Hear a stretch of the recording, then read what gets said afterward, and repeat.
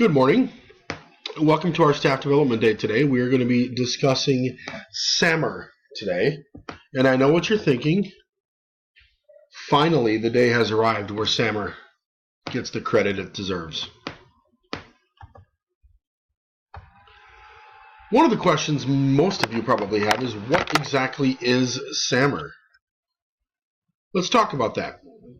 SAMR is a way to integrate technology into teaching. It's a method that's going to allow us to get basic assignments, projects, assessments to a higher level by using technology and either substituting or changing the entire process.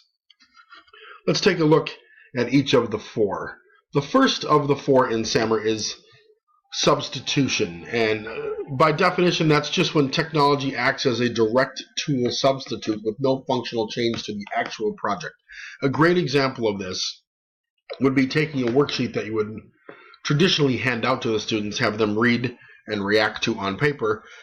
By posting that online, you've integrated technology but not changed any of the actual assignment. They can do the assignment online and submit it online. This is a basic of Google Classroom. I often do this quite often.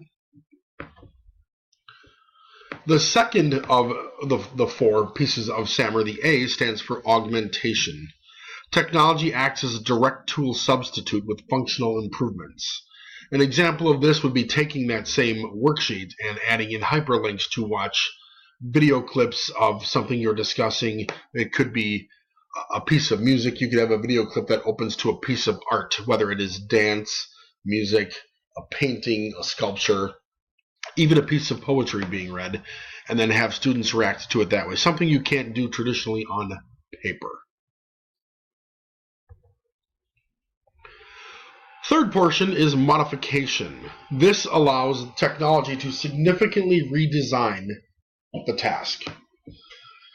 For example, rather than just writing a poem, a student could write a poem and then record it and submit not the written portion, but the recorded vocal portion. That is modifying the entire assignment into a completely new piece by adding the vocal piece to it.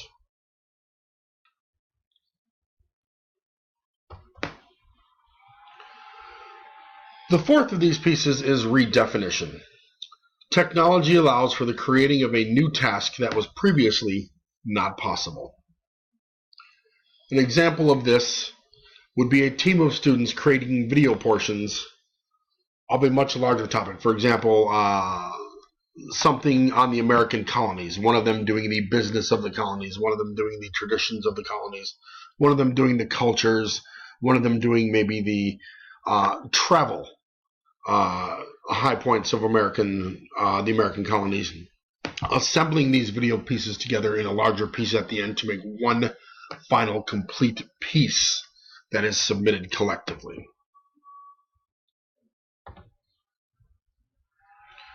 So the question I ask you is, in what ways can you incorporate SAMR into your own classroom? It's not as difficult as we think.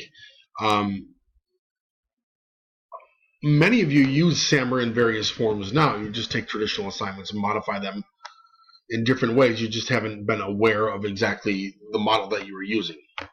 So what I challenge you to do is take an assignment you have, a basic, for example, a basic paper assignment from this point forward. See if you can modify it, augment it, change it in some way that'll add a little bit more technology and a little bit deeper meaning for the students. Thanks for listening today.